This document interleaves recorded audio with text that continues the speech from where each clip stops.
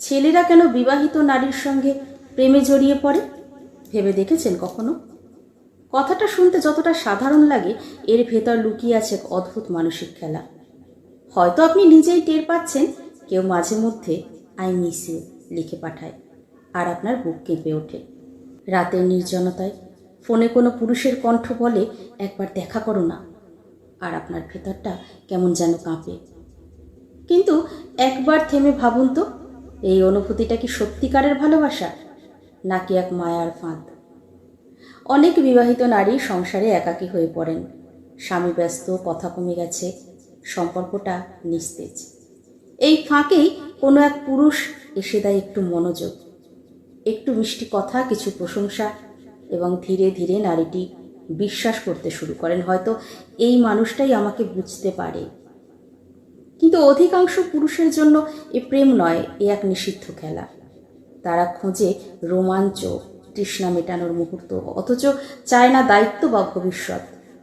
তাদের কাছে আপনি ভালোবাসার মানুষ নন, আপনি এক প্রকার জেতার ট্রফি, যাকে পেলে তারা নিজের আত্মসম্মানকে জয়ী মনে করে। একটু ভেবে দেখুন, যে পুরুষ অন্যের ঘর ভাঙতে পারে, সে কি আপনার ঘর গড়বে? যে আজ গোপনে কথা বলে, সে কাল আপনাকেই আড়াল করবে না তো? আজ আপনি তার কাছে উত্তেজনা, কাল আপনি তার কাছে ভুলে যাওয়া গল্প, সেই সত্যটা কি সহ্য হবে আপনার পক্ষে? এখন আসুন দেখি এর থেকে মুক্তির পথ কোথায়।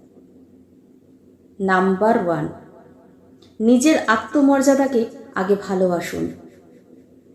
নাম্বার 2, আপনার সম্পর্ক ঠান্ডা মনে হলে কথা বলুন, বোঝার চেষ্টা করুন, যোগাযোগেই থাকে সমাধান। নাম্বার 3, অন্য কারো বাহুতে আশ্রয় খোঁজার আগে নিজের মনের ভিতর শক্তি খুঁজে নিন। নাম্বার 4, মনে রাখবেন, নিষিদ্ধ প্রেম কোনোদিন শান্তি দেয় না, শুধু ভিতরটা জ্বালিয়ে দেয় নিঃশব্দে।